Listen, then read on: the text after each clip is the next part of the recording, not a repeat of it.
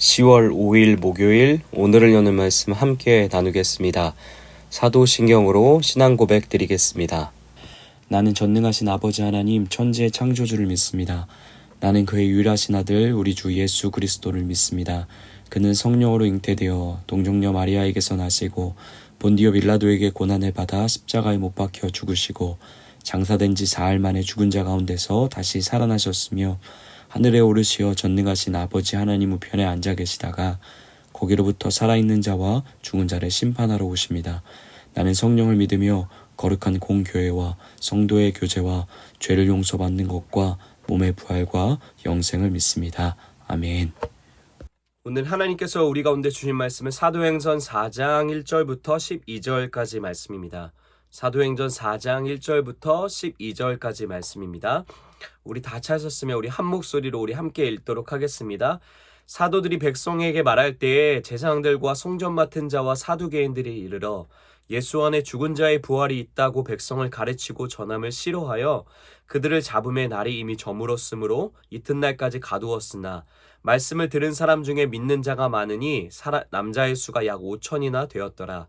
이튿날 관리들과 장로들과 서기관들이 예루살렘에 모였는데 대제사장 안나스와 가야바와 요한과 알렉산더와 및 대제사장의 문중이 다 참여하여 사도들을 가운데 세우고 묻되 너희가 무슨 권세와 누구의 이름으로 이 일을 행하였느냐. 이에 베드로가 성령이 충만하여 이르되 백성의 관리들과 장로들아, 만일 병자에게 행한 착한 일에 대하여 이 사람이 어떻게 구원을 받았느냐고 오늘 우리에게 질문한다면 너희와 모든 이스라엘 백성들은 알라. 너희가 십자가에 못 박고 하나님이 죽은 자 가운데서 살리신 나사렛 예수 그리스도의 이름으로 이 사람이 건강하게 되어 너희 앞에 섰느니라. 이 예수는 너희 건축자들의 버린 돌로서 집 모퉁이의 머릿돌이 되었느니라. 다른 이로서는 구원을 받을 수 없나니 천하 사람 중에 구원을 받을 만한 다른 이름을 우리에게 주신 일이 없음이라 하였더라. 아멘. 우리 사도행전 2장에 보면 마가의 다락방 가운데 임한 성령의 사역을 목격한 그곳의 유대인들과 예루살렘에 사는 모든 사람들이 놀라며 소스라치는 모습을 우리는 살펴봤습니다. 그들을 향해 베드로는 요엘서를 인용하여 설교하는데요. 베드로는 이 일은 갑작스럽게 일어난 일이나 기적이나 초자연적으로 일어난 기이한 현상이 아님을 강조합니다. 그리고 이 일은 하나님이 오래전부터 계획하시고 약속하셨던 일이라고 선언하죠. 유대인이 너희가 평생에 보고 읽고 외우던 그 성경에 기록된 대로 한치의 오차 없이 이루어진 사건이다라고 선언합니다. 그 하나님이 약속하셨던 일들이 마침내 예수 그리스도의 십자가와 부활을 통해 이 땅에 이루어졌다라고 말하면서 그래서 이제 그 약속하신 성령이 역사하시는 시대, 하나님과 또한 예수 그리스도께서도 약속하셨던 성령이 우리와 함께 하시는 시대, 곧 새로운 시대가 열렸음을 설교를 통해 베드로는 선포하게 되죠. 그리고 이어지는 3장에서는 그 성령이 어떻게 우리가 딛고 있는 이 땅의 시간과 공간 안에서 강력하게 역사하신지를 보여줍니다. 어제 우리가 함께 살펴본 대로 성전 미문에서 40여 년 동안 안진뱅이로 살면서 구걸하던 사람이 나사렛 예수 그리스도의 이름으로 또 그 이름 안에 역사하시는 성령의 일하심으로 걷게 되는 일이 펼쳐지게 되죠. 성전 종교인들 그리고 유대교 사람들은 지금까지 결코 할 수 없었던 일이었습니다.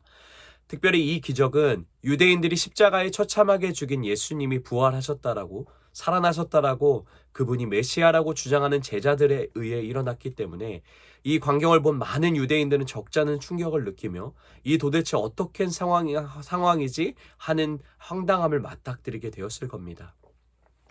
베드로는 다시 한번 그들을 향해 이 안진뱅이가 치유되고 일으켜진 사건은 십자가에서 고난받은 예수님을 통해 일어난 사건임을 단호히 못 박아 이야기합니다. 그리고 이 안진뱅이가 일어난 사건 또한 우연한 치유의 기적이 아니었음을 설명하게 되죠. 이 일은 십자가에서 죽고 부활하신 예수님을 통한 새로운 시대가, 새 언약의 시대가, 새 창조의 시대가, 죄와 사망에서 해방되어지는 진정한 자유의 시대가 도래했음을, 예수님을 통해 도래했음을 증명하는 기적이라고 솔로몬 성곽에 모인 사람들을 향해 다시 한번 설교합니다. 그리고 이어서 베드로는 강력히 소리치며 그러니 이제 회개하고 돌이켜서 예수 그리스도를 믿으라고 선포하며 그 설교를 듣는 많은 이들에게, 특별히 유대인들에게 예수 그리스도를 믿는 복의 삶으로, 생명의 삶으로 돌아서도록 간절히 호소하게 됩니다.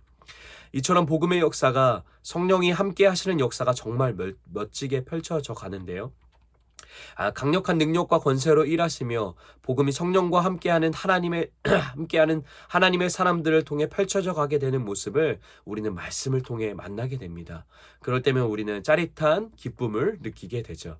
그러나 이러한 탄탄대로 꽃길만 걸을 것 같던 복음과 성령의 역사가 이제 4장부터 시작하여 핍박과 박해를 끊임없이 마주하게 됩니다. 사도행전은 박해의 역사라고 할 만큼 사도행전을 보면 3장, 10장, 11장 단 3장을 제외하고 전부 고난과 박해 이야기로 가득 담겨져 있는데요. 오늘 우리가 읽은 4장은 앞으로 사도행전의 역사, 곧 복음과 성령의 역사가 어떤 방해와 박해 속에서도 펼쳐져 갈지를 보여주는 첫 전조와 같은 이야기입니다.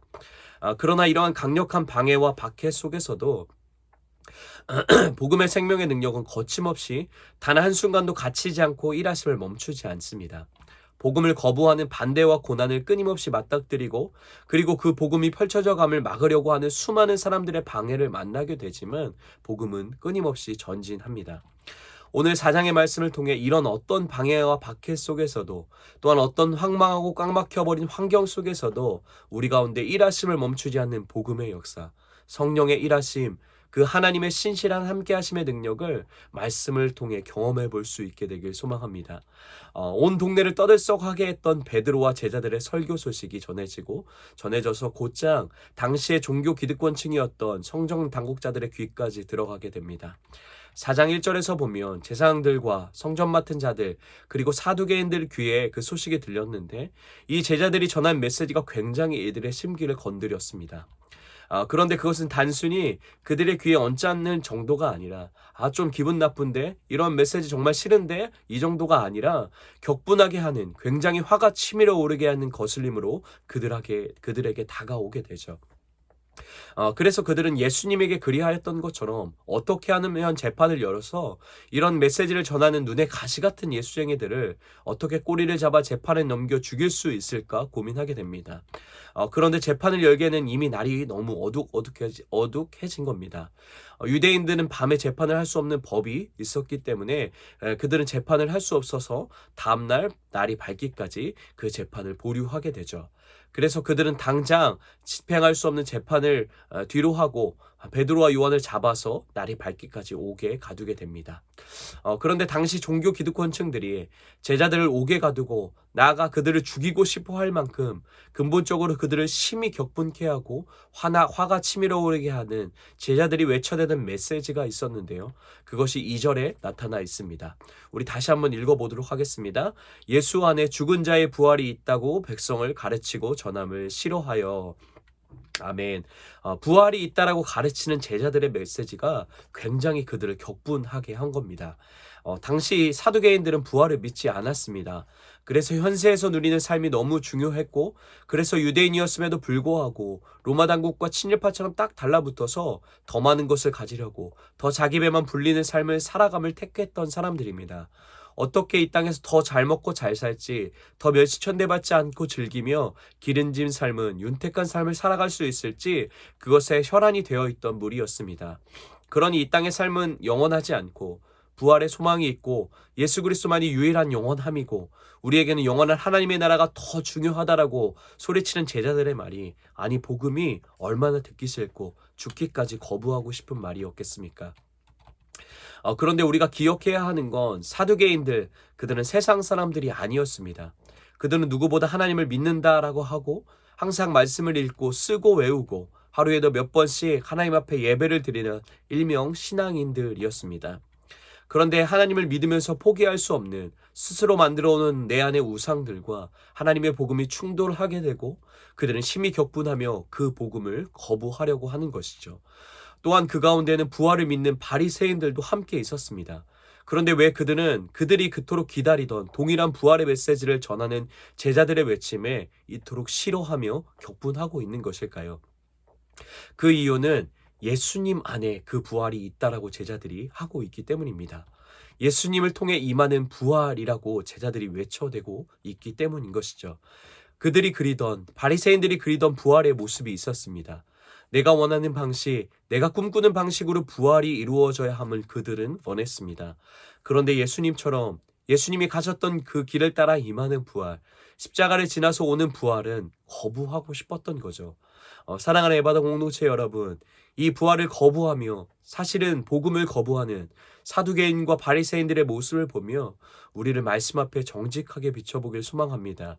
예수님을 믿는다고 하지만 예수님만이 나의 전부이고 유일한 참 소망이라고 외치지만 내 인생의 가장 귀한 것이 예수님이라고 노래하지만 사실 사두개인처럼 우리 안에 나도 모르게 쌓아 올린 두 마음의 우상들이 있지는 않은지 잠잠히 말씀 앞에 비춰보길 소망합니다.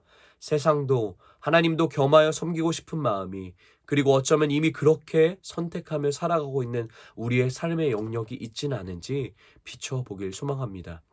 또한 예수님이 유일한 구원임을 믿고 그분을 통해 천국은 가고 싶지만 이 땅에서 예수님처럼 살기는 싫은 우리의 마음, 예수님의 성품과 그가 일으킨 능력과 권세의 모습은 본받고 싶지만 그분이 가셨던 길은, 그 희생과 섬김과 나를 내어주는 그 십자가의 길은 가고 싶지 않은 우리의 마음, 내 마음을 만지는 예수님의 말씀은 꿀송이처럼 달다 느끼지만 조금이라도 나를 불편하게 하는 말씀은 가차없이 거부해버리는 우리의 마음, 이런 우리 안에 바리새인과 같은 자세로 예수님을 믿고 있는 모습이 있지 않은지 우리가 잠잠히 오늘 말씀의 비추심 앞에 정직하게 보게 되길 소망합니다. 부인할 수 없는 건 말씀을 전하는 저에게도, 그리고 오늘 말씀 앞에 나와 있는 여러분의 마음 한편에도 예수님을 대하는 이런 사두개인과 바리새인과 같은 마음과 자세가 크고 작게 모두 가지고 있을 겁니다. 어쩌면 베드로와 요한을 가두었던 옥의 두터움보다, 그들의 복음을 향한 방해의 장벽보다, 거부의 장벽보다 우리 안에 쌓아올린 내가 만든 우상의 장벽이, 그리고 자기 중심성이 내 안에 욕심과 두 마음이 훨씬 두텁게 복음을 거부한 채 쌓아 올려져 있을지도 모르겠습니다. 그럼 이런 뒤죽박죽 엉망인 우리의 마음, 여전히 변하지 않고 견고하게 버티고 있는 우리의 믿음, 이런 우리에게 오늘 4장은 어떤 회복의 길이 있다라고 제시해주고 있는 걸까요? 우리 4절 말씀 우리 함께 읽도록 하겠습니다. 말씀을 들은 사람 중에 믿는 자가 많으니 남자의 수가 약 5천이나 되었더라. 아멘. 복음을 거부하는 사두개인과 바리새인과 같은 사람들도 있었지만 사도들이 갇히고 방해와 핍박으로 열악한 상황이 되었지만 복음과 성령은 여전히 전진하며 일하심을 멈추지 않습니다. 성령께서 역사하셔서 유대인들의 마음에 불을 지르시고 무려 5,000명, 그것도 남자 5,000명이 예수님을 믿겠다고 나오게 되었죠. 자기들의 존재의 뿌리였던 그동안의 유대교의 신앙을 버리고 자기 공동체를 버리고 어쩌면 자기 가족을 버리고 예수님의 도를 따르겠다라고 나오는 사람들이 곳곳에서 일어나게 됩니다.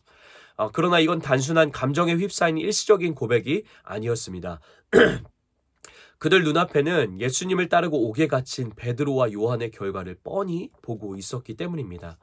앞으로 예수를 따르게 될 때 어떤 일이 펼쳐질지 생생하게 베드로와 요한을 통해 보고 있던 상황이었습니다. 예수를 믿고 예수를 따르게 될 제자들의 운명과 같이 자기들의 삶이 이런 핍박과 고난 위를 평생을 걷게 될 것을 뻔히 예상할 수 있는 선택이었습니다.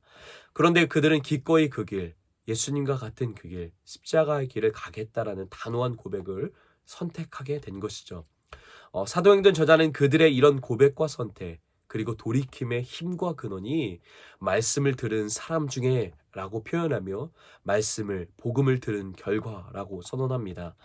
복음의 역사가, 성령의 역사가 우리의 모든 헛되이 쌓아올린 왜곡된 하나님에 대한 이해를 뚫고 욕심과 정욕으로 가득한 우리의 마음을 뚫고 우리의 더러움을 뚫고 예수님께로 나올 수 있게 한다라고 4장은 보여주고 있는 것이죠.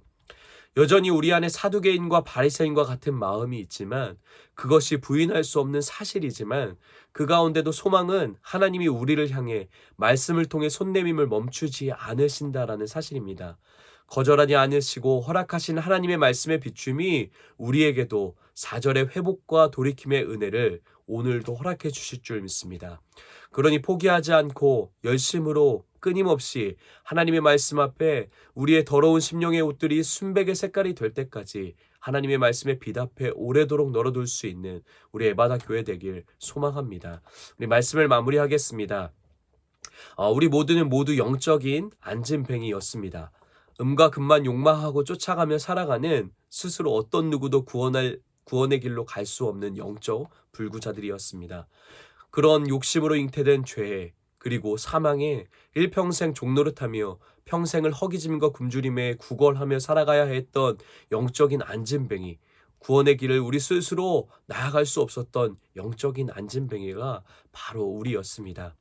그런 우리를 일으키시고 구원으로 회복으로 인도하시며 더러운 죄인인 우리가 절대 꿈꿔볼 수 없었던 성전을 넘나들며 하나님의 영광을 찬양하며 고백하는 자의 삶으로 초대하신 유일한 길이 바로 그 이름이 십자가에서 죽고 부활하신 예수 그리스도이십니다. 오늘 말씀 12절에도 성경은 이렇게 선언합니다. 다른 이로서는 구원을 받을 수 없나니 천하 사람 중에 구원을 받을 만한 다른 이름을 우리에게 주신 일이 없음이라 하였더라. 아멘. 베드로의 고백처럼 안진뱅이 사건은 단순한 치유의 사역이 아니었습니다. 그가 단순히 치유된 게 아니라 하나님의 성전에 들어가 그분을 찬양하는 모습이 그 회복의 진정한 목적을 보여줍니다. 예수님을 통해 진정한 자유와 노임의 날이, 진정한 회복의 날이, 진정한 하나님과 하나됨의 날이, 진짜 새 창조의 회복의 날이 도래했음을 보여주는 것이죠. 우리에게 주신 유일한 이름, 그 예수 그리스도의 이름이, 그리고 그분과 함께 하시는 성령의 역사가 그 회복의 길, 그 돌이킴의 길, 그 구원의 대로를 오늘 우리에게도 활짝 열어주셨습니다. 그러니 베드로의 설교의 고백처럼 우리에게 찾아와 주신 그분의 손길을 거부하지 않고 나아가 회개하고 돌이켜 새롭게 되는 날이 주 앞에 이르게 됨을 경험할 수 있는 지혜로운 우리가 되길 간절히 소망합니다. 또한 그분을 통해 우리가 이러한 영광의 상속자들이 되었으니 고난도, 그분이 가셨던 그 십자가의 길도, 그 십자가의 증인의 삶도 함께 걸어갈 수 있는 우리의 삶이 되길, 또한 그것을 기쁨으로 고백할 수 있는 우리가 되길 우리가 다시 한번 예수님의 이름으로 축복합니다. 말씀을 기억하며 기도하겠습니다. 하나님의 말씀을 들음으로 우리 안에 모든 사두개인과 바리새인들의 마음 같은 것에서 돌이키게 하시고 하나님만 사랑하고 섬기는 믿음이 되게 하여 주시옵소서라고 우리 말씀을 기억하며 함께 기도하겠습니다. 가정을 위해서는 하나님만 섬기고 사랑하는 우리 가정 되게 하여 주시옵소서라고 우리 가정을 위해 기도하겠습니다. 교회를 위해서는 복음과 말씀의 능력으로 날마다 회개하고 돌이켜 새롭게 세워지는 은혜가 가득한 교회 되게 하여 주시옵소서라고 우리 교회를 위해서 우리 함께 같이 기도하겠습니다. 우리 나라와 열방을 위해서는 음과 금의 욕망으로 살아가지 않고 삶의 진정한 목적과 가치를 가꾸며 살아갈 수 있는 나라와 열방이 되게 하여 주시옵소서라고 우리와 나라와 열방을 생각하면서 우리 간절히 중보하며 기도하겠습니다. 오늘 우리 공동체 기도는 우리 이정민 집사님을 위해서 우리 함께 같이 기도하겠는데요. 우리 개인의 기도 제목은 건강하게 해주세요. 교회 예배 빠지지 않고 나올 수 있게 해주세요. 가정을 위한 기도 제목은 아들 교회 나오게 해주세요. 아들 안 아프고 취직할 수 있게 해주세요. 삶의 현장을 위한 기도 제목은 사랑 넘치는 모습이 되게 도와주세요. 교회를 위한 기도 제목은 성도들을 평안하고 빈자리가 가득 차게 도와주세요. 사회와 나라 온 세계를 위한 기도 제목은 코로나 빨리 끝나고 대통령 정치 잘해서 서민이 잘 살고 복지가 잘 된 나라 되게 해주세요. 이러한 기도 제목을 갖고 계신데 우리 이정민 집사님을 위해서, 또 우리 이정민 집사님 특별히 건강을 위해서, 또 영과 육의 강건함을 위해서 마음껏 주님의 마음으로 축복하시고 우리 함께 같이 기도하겠습니다. 또 우리 각자에게 주신 기도 제목, 또 우리 각자 우리 성도님들 알게 하시는 여러 가지의 기도 제목, 중보의 기도 제목들을 기억하시고, 또 나라와 교회와 열방을 위해서 우리 함께 자리에서 각자 기도하시고 모든 기도 마치신 후에 자리에서 주기도문 하심으로 모든 예배 마치도록 하겠습니다.